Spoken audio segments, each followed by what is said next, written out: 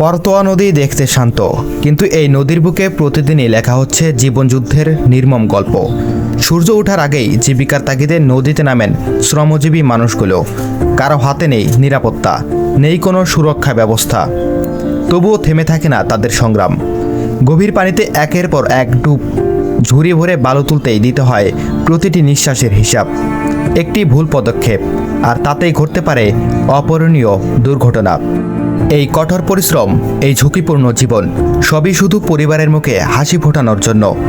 কেউ নৌকায় করে দলবদ্ধভাবে বালু তুলছেন, আবার কেউ বড় গাড়ির চাকার টিউব ফুলিয়ে বানিয়েছেন ভেলা।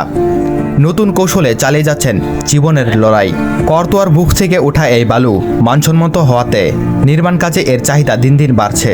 রোদে পুড়ে, বৃষ্টিতে ভিজে, শীতের কাঁপুনিতে কোনো প্রতিকূলতাই থামাতে পারে না তাদের। কারণ থেমে গেলে থেমে যাবে চুলার আগুন। জীবন আর জীবিকার টানাপোড়েনে প্রতিদিনই নদীর বুকে ডুব দিয়ে তারা আসলে বালু নয়, তুলে আনেন নিজের অস্তিত্ব টিকিয়ে রাখার শেষ আশা। করতোয়া নদীর এই শ্রমজীবী মানুষগুলো নিঃশব্দেই লড়াই করে যাচ্ছেন আমাদেরই অজান্তে, আমাদেরই জন্য। প্রতিটি ডুব, প্রতিটি ঝুড়ি বালু এক একটি জীবনের গল্প।